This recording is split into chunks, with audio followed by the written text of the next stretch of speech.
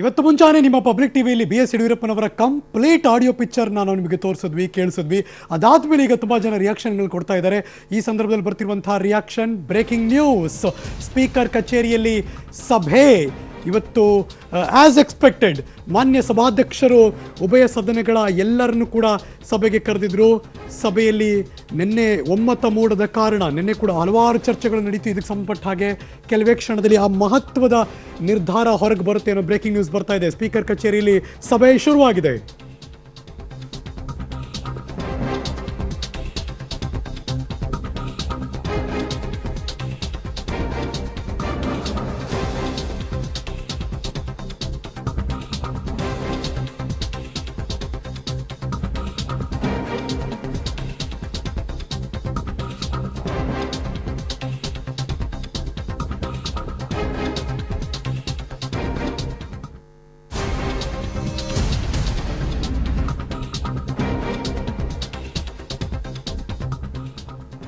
ಸನ್ಮಾನ್ಯ ಸಭಾಧ್ಯಕ್ಷರಾದ ರಮೇಶ್ ಕುಮಾರ್ ಅವರು ವಿಪಕ್ಷ ಮತ್ತು ಆಡಳಿತ ಪಕ್ಷವನ್ನು ಸಭೆಗೆ ಕರೆದಿದ್ದಾರೆ. ರೆಪ್ರೆಸೆಂಟೇಟಿವ್ಗಳನ್ನು ಅವರ ಜೊತೆ ಮಹತ್ವದ ಸಭೆ ಮಾಡ್ತಿದ್ದಾರೆ.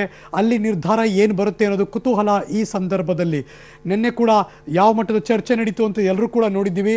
ಆದರೆ ಈ ಕ್ಷಣ SITಗೆ ಅವ್ರು ಕೊಡಬೇಕು, ಇವ್ರು ಕೊಡಬಾರ್ದು, ಆಗದೇ ಇಲ್ಲ ಅಂತ ಮತ್ತಷ್ಟು ಮಾಹಿತಿ ನನ್ನ ಸಹೋದ್ಯೋಗಿ ಸುಖೇಶ್ ಪೊಲಿಟಿಕಲ್ ಬ್ಯೂರೋಯಿಂದ ದೂರವಾಣಿ ಸಂಪರ್ಕಕ್ಕೆ ಲಭ್ಯರಿದ್ದಾರೆ. Good morning Sukhesh.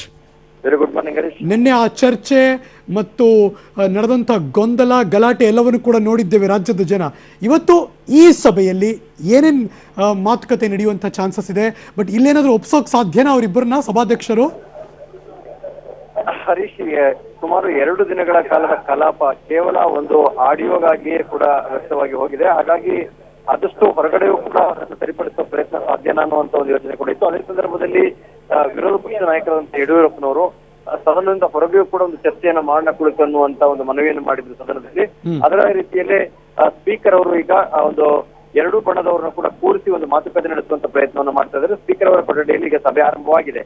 7 ಜನ ನಾಯಕರುಗಳು ಯಡಿಯೂರಪ್ಪನವರು ಸೇರಿದಂತೆ ಶಾಸಕರುಗಳು ಬಂದಿದ್ದಾರೆ. ಅದೇ ರೀತಿ ಕುಮಾರಸ್ವಾಮಿ ಇರ್ಬೋದು, ಮಾಜಿ ಮುಖ್ಯಮಂತ್ರಿ ಸಿದ್ದರಾಮಯ್ಯ, DCM ಪರಮೇಶ್ವರ್, ಸಚಿವರಾದ DK ಶಿವಕುಮಾರ್, ಕೃಷ್ಣ ಬೈರೇಗೌಡ ಎಲ್ಲರೂ ಕೂಡ ಅಲ್ಲಿ ಉಪಸ್ಥಿತರಿದ್ದಾರೆ. ಆದ್ರೆ ಈ ಸಭೆ ಮಹತ್ವವನ್ನು ಪಡೆದುಕೊಂಡಿರುವಂತದ್ದು ಯಾವ ಕಾರಣ ಕೂಡ SIT ರಚನೆ ಬೇಡ ಅನ್ನುವಂತ ನಾಯಕರುಗಳು ಮಾಡ್ತಾ ಇರುವಂತದ್ದು. ಅದಕ್ಕೆ ಆಡಳಿತ ಪಕ್ಷದ ದೋಸ್ತಿಗಳು ಒಪ್ಪಿಕೊಳ್ತಾರ ಅನ್ನುವಂಥದ್ದು ಈಗ ನಿನ್ನೆ ಸದನದಲ್ಲೂ ಕೂಡ ನಿನ್ನೆ ಮೊನ್ನೆ 2 ದಿನ ಇದ್ರ ಬಗ್ಗೆ ವಾದ ಪ್ರತಿವಾದ ನಡೆದಾಗ್ಲೂ ಕೂಡ ಅವ್ರು ಯಾರು ಒಪ್ಕೊಳ್ತಾ ಲಕ್ಷಣ ಕಾಣಿಸ್ತಿಲ್ಲ, ಇವರು ಪಟ್ಟು ಬಿಡಿಯೋ ಲಕ್ಷಣ ಕಾಣಿಸ್ತಿಲ್ಲ. ಈಗ ಸ್ಪೀಕರ್ ಅವರು ಏನೋ ಕನ್ವಿನ್ಸ್ ಮಾಡಿ ಯಾವ್ದಾರ ಒಂದು ನಿರ್ಧಾರಕ್ಕೆ ಬರೋ ಸಾಧ್ಯತೆಗಳು ಎಷ್ಟಿದೆ ಅಂತ? ಈಗ ಸದನದಲ್ಲಿ ಬಹಿರಂಗವಾಗಿ ಸದನ ನಡೆಯುವಂತ ಬೆಳವಣಿಗೆಗಳನ್ನು ಬೇರೆ ಅಥವಾ ಕ್ಲೋಸ್ ಡೋರ್ ಮೀಟಿಂಗ್ ಮಾಡುವಾಗ ಆಗುವಂತ ಮಾತುಕತೆಗಳು ಬೆಳವಣಿಗೆಗಳು ವಿಭಿನ್ನವಾಗಿರ್ತವೆ. ಹಾಗಾಗಿ ಇಲ್ಲಿ ಪರಸ್ಪರ ನಾಯಕರಿಗೆ ವಿಶ್ವಾಸ ಮೂಡಿ ಸಹಮತಕ್ಕೆ ಬಂದ್ರೆ ಯಾವ ತೀರ್ಮಾನ ಬೇಕಾದ್ರೂ ಬರಬಹುದು. Right, let's wait and see. Thank you so much Sukhesh. ಈ ಕ್ಷಣದ ಎಲ್ಲ ಮಾಹಿತಿಗಾಗಿ ಸ್ಪೀಕರ್ ಕಚೇರಿ ಈ ಕ್ಷಣ ಸಭೆ ಶುರುವಾಗಿದೆ. ಆಪರೇಷನ್ ಆಡಿಯೋದ ಬಗ್ಗೆ SIT ತನಿಖೆ ನಡೆಯುತ್ತಾ ಇಲ್ಲ, ಅಲ್ಲೂ ಕೂಡ ಸದನದಲ್ಲಿ ಆದ ಹಾಗೇನೆ ವಿಪಕ್ಷರು ಇಲ್ಲ ಅದಕ್ಕೆ ಒಪ್ಪೋದೇ ಇಲ್ಲ ಅಂತ ಅಲ್ಲೂ ಪಟ್ಟು ಹಿಡಿತಾರ? ಎಲ್ಲ ನಿರ್ಧಾರಗಳು ಕೆಲವೇ ಕ್ಷಣದಲ್ಲಿ ಗೊತ್ತಾಗುತ್ತೆ.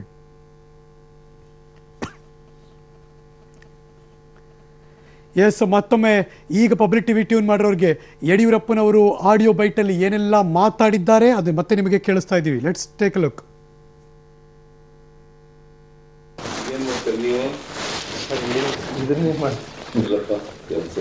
ಏನಿಲ್ಲ ಸರ್, ಸಂಪೂರ್ಣ ಇದರಲ್ಲೇ ತೊಡಗಿದೆ. ಪಾಲಿಟಿಕ್ಸೇ ಮಾಡ್ತಾರೆ ಸರ್. ಅವ್ರ ಫಾದರ್ ಆಪ್ಷನ್ಸ್ ಎಲ್ಲ ಇವರೇ ಸರ್ ಓಡಾಡುತ್ತೆ. ಎಂಟೈರ್ ಕಾನ್ಸ್ಟಿಟ್ಯೂನ್ಸಿ ಇವರೇ ಮ್ಯಾನೇಜ್ ಮಾಡ್ತಾರೆ. ನಾವು ಆರೋಗ್ಯವಾಗಿ ಕೇಳಿದೆ ಸರ್. ಇವತ್ತು ಇಲ್ಲಿ ದೇವದುರ್ಗಕ್ಕೆ ಬಂದಿದೆ ಸರ್. ಅಂದ್ರೆ ಇಲ್ಲೇನೋ ದೇವರಿಗೆ ಬಂದಾರ ಅಂತ. ಫಾದರ್ ಏಜ್ ಏನು? 72, 73. ಎಲ್ಲ ಸರಿ ಹೋದ್ರೆ ನೀನೇ ನಿಂತ್ಕೊಂತೀನಿ. ಏನೇನಾಗುತ್ತೆ ನೀವು ಹೆಂಗಂತ ಅಲ್ಲ, ನೀವೇ ಈ ಮುಂದೆ ಪರಿಸ್ಥಿತಿ ಅದೇ ಹೆಂಗೆ ಬರ್ತದೆ ಅಂತ ನೋಡ್ಬೇಕು. ಏನೇನಿಲ್ಲ ರೀ, 4 ದಿವಸಕ್ಕೆಲ್ಲ ಮುಗಿದೋಗುತ್ತೆ. ಸರ್ಕಾರ ಆಗುತ್ತೆ, ಮಂತ್ರಿ ಆಗು ಮುಂದೆ ನೋಡಿ ಅಷ್ಟೇ. ಹಿಂದೆ ಮುಂದೆ ಭಾರಿ ಡೈನಾಮಿಕ್ ಲೀಡರ್ ಸರ್. ಭಾರಿ ಕಾನ್ಸ್ಟಿಟ್ಯೂನ್ಸಿಗೆ ಇವ್ರು 2 ವಿಷಯ ಅಲ್ಲ, ಯಾರು ನಮಗಿಲ್ಲ ಸರ್. ಆ ಭಾಗದಲ್ಲಿ ನಮ್ಗೆ ಯಾರೂ ಇಲ್ಲ. ಮಂತ್ರಿ ಮಾಡೋಕ್ಕೂ ನಮಗೆ ಕಷ್ಟ ಇಲ್ಲ. ಯಾವುದೇ ಕಾರಣಕ್ಕೂ ಗೊತ್ತಾಯ್ತಾ? ಸೊ ನೀನು ಫಾದರ್ ಇಲ್ಲ, ನಾನು ನಿಂತ್ಕೊಂಡಿರಿ ಸರ್, ಅಂದರೆ ಸುಲಭ ಆಯ್ತದಿಲ್ಲ ಕೆಲಸ ಮಾಡೋಕ್ಕೆ. ನಾನೊಬ್ಬನು ಬಂದರೆ ಆಗ್ತದೇನೋ ಅಂತ ನನಗೆ ಅದು ಭಯ ಇದೆ ಸರ್ ಅಷ್ಟು. ಎರಡು ವಿಷಯಣ ಸರ್. ಇಷ್ಟು ತಿಳ್ಕೊ, ಹೆಂಗೂ ಎಲ್ಲ ನೀನೇ ನೋಡ್ಕೊಳ್ಳೋದು ಸರ್. ನೀ ಬಾಂಬೆಗೂ ಬಾ. ಡಾಕ್ಟರ್ ಸುಧಾಕರನು ಹೋಗಿ ಅಲ್ಲೇ ಸೇರಿಕೊಂಡು ಬಾಂಬೆಗೆ ನೆನ್ನೆ ದಿನ ಬೆಳಿಗ್ಗೆ ಹೋದವನು ಈಗ ಅಲ್ಲೋಗಿ ಅವ್ರ ಜೊತೆ ಸೇರ್ಕೊಂಡಿದ್ದಾನೆ. ಇನ್ನಿಬ್ರು ನಾಳೆ ಅಸೆಂಬ್ಲಿ ಮುಗಿತಿದ್ದಂಗೆ ಹೊರಡ್ತಾರೆ. ಸರ್. ಸೊ ನೀನು ಅವರಿಬ್ಬರು ಸೇರಿದ್ರೆ ನಾಳೆಗೆ 13ರಿಂದ 14 ಜನ ಆಗ್ತಾರೆ. ನಮ್ಗೆ ಇನ್ನೊಬ್ಬರು ಬೇಕಷ್ಟೇ. ಆಮೇಲೆ ನೀನು ಯಾರು ನಮ್ಮ ಮಂತ್ರಿ ಮಾಡ್ತೀನಿ ಪ್ರಾಮಿಸು ಮಾಡೋಲ್ಲ, ಯಾರನ್ನ ಹಚ್ಕೊಡೋದು ಇಲ್ಲ. ಮತ್ತು ಇನ್ನೊಂದು ತಿಳ್ಕೊ, ನಮ್ಮವ್ರು ಯಾರೂ ಇಲ್ಲ, ಆ ಥರದವ್ರು ಇಲ್ಲ ಅಲ್ಲೀಗ. ಗೊತ್ತಾಯ್ತು ಸರ್. ಒಳ್ಳೆ ದೈವಿಕವಾಗಿ ಒಂದು ಅವಕಾಶ. ನೀನು ನನ್ನ ಮಗನಂತೆ ನಾನು ನೋಡ್ಕೊತೀನಿ, ತಲೆ ಕೆಡಿಸ್ಕೋಬೇಡ, ನನ್ನ ಮೇಲೆ ಬಿಟ್ಬಿಡು ಎಲ್ಲ ಜವಾಬ್ದಾರಿ, ಹೊರಡೆ ಅಷ್ಟೆ. ನಾನು ಜೀವನದಲ್ಲಿ ಒಂದ್ಸರಿ ಭರವಸೆ ಕೊಟ್ಟರೆ ಒಂದು ಮಾತಾಡಿದ್ರೆ ಹಿಂದೆ ಸರಿಯೋದಾಗಲಿ ದ್ರೋಹ ಮಾಡೋದಾಗಲಿ ನನ್ನ ಜೀವನದಲ್ಲಿಲ್ಲ. ನೀವು ಚುನಾವಣೆ ಖರ್ಚು ಕ್ಯಾಶ್ನೂ ಕೊಡ್ಸೋಣ, ಮಂತ್ರಿನೂ ಮಾಡೋಣ. ಅದೆಲ್ಲ ವಿಜಯಣ್ಣ ಜೊತೆ ಮಾತಾಡ್ತೀವಿ. ಅದೆಲ್ಲ ವಿಜಯಣ್ಣ ಜೊತೆ ಮಾತಾಡ್ತೀವಿ. ಮಾತಾಡೋಣ. ವಿಜಯಣ್ಣ ಅಲ್ಲೇ ಇದ್ದಾನೆ ಸರ್. 99% ನಾಳೆ ಸಾಯಂಕಾಲ 14-15 ಆಗೋಗುತ್ತದೆ. ನಮಗೆ ಇನ್ನೂ 20 ಮೇಲೆ ಹೋದ್ರೆ ಆಶ್ಚರ್ಯ. ಇವರೆಲ್ಲ ಮೆಂಬರ್ಶಿಪ್ ಹೋಗ್ತದ ಅಂತ ಈ ವಯಸ್ಸಿನಾಗ ನಮ್ಮ ತಂದೆಯವರಿಗೆಲ್ಲ ಸುಮ್ಮನೆ ಅದು ಅಂತ ಅದು ಭಯ ಸರ್. ಈ ನನ್ನ ಮಗ ಸಿದ್ದರಾಮಯ್ಯ ಇವರೆಲ್ಲ ಮಾತನಾಡೋದಕ್ಕೆ ಕವಡೆ ಕಾಸಿನ ಕಿಮ್ಮತ್ತಿಲ್ಲ ರೀ ಸರ್. ವಿಪ್ ಕೊಡ್ತೀವಿ, ಇನ್ನೊಂದು ಇಲ್ಲ ಅಂತಂದ್ರೆ ಅವನ್ನ ಮೆಂಬರ್ಶಿಪ್ ಹೋಗುತ್ತೆ, ಇನ್ನೊಂದು 3 ದಿನದ ಬೊಬ್ಬೆ ಹೊಡಿತಾ ಇದ್ದಾನೆ. ಯಾವನು ಕೇರ್ ಮಾಡಿಲ್ಲ. ಈಗ ನಾನು ಹೇಳಿದ್ನಲ್ಲ, ಈಗ ಹಾಲಿಯಲ್ಲಿ 10+1 11 ಆಗ್ತಾರೆ. ಯಾವನಿಗೇನಾಗುತ್ತೆ? ವೀರಶೈವರನ್ನ ಮುಖ್ಯಮಂತ್ರಿ ಮಾಡಿದೀವಿ ಅನ್ನೋ ಒಂದು ಇತಿಹಾಸ ಉಳಿತದೆ. ಅವ್ನು ಯಾರು ಕುಮಾರಣ್ಣ ಜಾತಿಯವನಲ್ಲ ಸುಡುಗಡೆ, ಅವ್ನು ಸಿದ್ದರಾಮಯ್ಯ ಜಾತಿಯವನಲ್ಲ ಸುಡುಗಡೆ. ಖಂಡಿತ ಸರ್.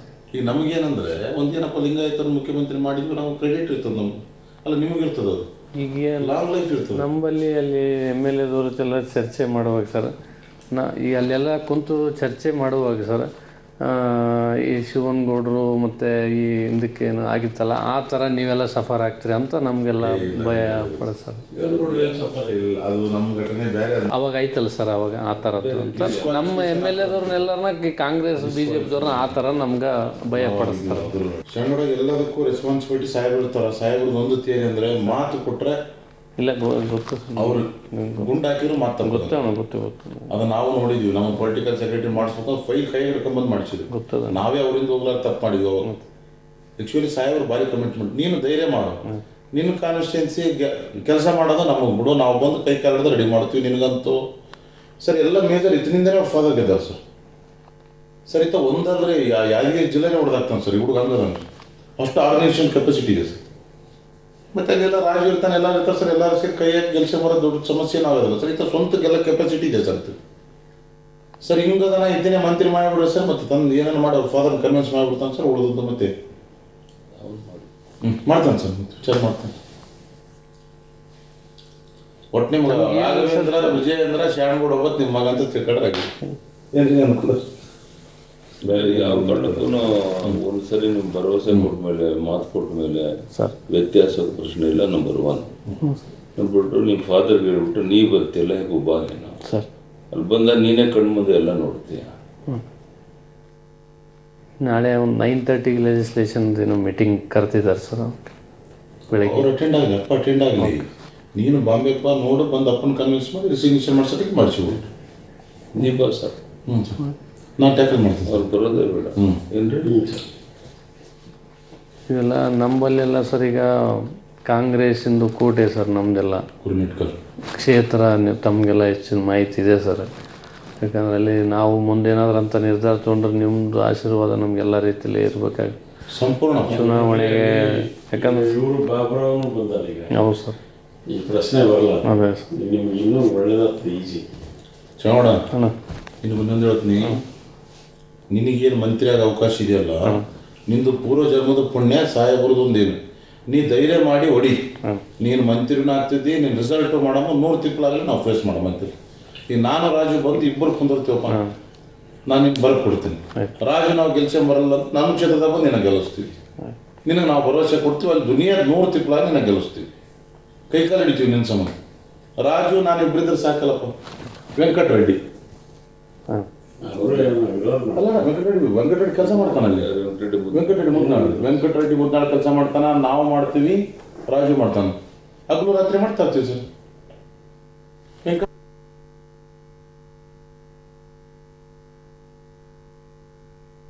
ಅವ್ರು 12 ಜನ ಮಂತ್ರಿ ಮಾಡಿರ್ತೀವಿ, ಇನ್ನು 8 ಜನರನ್ನ ಚೇರ್ಮನ್ಗಳು ಮಾಡ್ತಾ ಇದ್ದೀವಿ.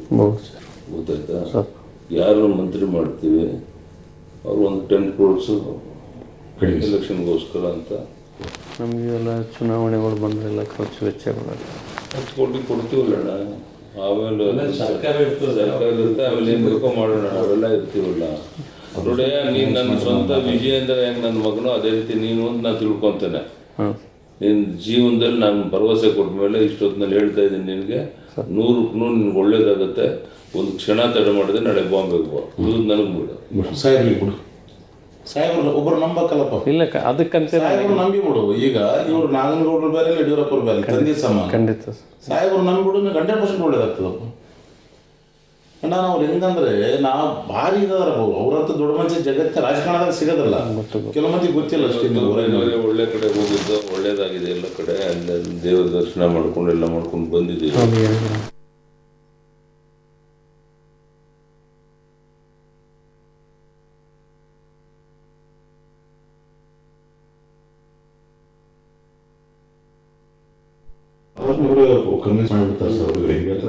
ಮಾಡಿ ನೀವು ಬಂದ್ರೆ ಸಾಕು. ಇವತ್ತು ಒಂದು ಎಲ್ಲರಿಗೂ ಒಂದು ನೋಟಿಸ್ ಇಶ್ಯೂ ಮಾಡ್ಯಾರ ಸರ್. ನೀವೆಲ್ಲ MLAಗಳು ಬರಲಿಲ್ಲ ಅಂತಂದರೆ ನೀ ಬಾಗಬೇಕು ಬಾ, ನೀನೇ ನೋಡ್ತೀಯಲ್ಲ. ನಾಳೆ ಸಾಯಂಕಾಲ 13 ಜನ 14 ಜನ ಆಗ್ತಾರೆ. ಈಗ ಯಾರೀಗ 10 ಜನ ಅಲ್ಲಿದ್ದಾರೆ. ಇವತ್ತು ಡಾಕ್ಟರ್ ಸುಧಾಕರ್ ಸರ್ 11, ಅವನು ಯಾವನಿಗೂ ಯಾವುದೇ ವಿಪ್ಪು ನೋಟಿಸು ಮತ್ತೊಂದು ಕವಡೆ ಕಾಸಿನ ಕಿಮ್ಮತ್ತಿಲ್ಲ. ಅದಕ್ಕೆ ಯಾವನು ಕೇರು ಮಾಡೋದು. ಈಗ ಹಾಲಿ ಬಾಂಬೆಲಿ ಸುಧಾಕರ್ ಸರ್ 11 ಜನ ಇದ್ದಾರೆ. ಈಗ ನಾವು ಒಬ್ಬನು ಬಂದರೆ ಆಗುತ್ತೆ ನಾವು ಒಬ್ಬನು ಬಂದು 3 ಜನ ಬೇರೆ ಬರ್ತಾರೆ ಸಾಯಂಕಾಲದೊಳಗೆ, ನಾಳೆ ಸಾಯಂಕಾಲದೊಳಗಡೆ.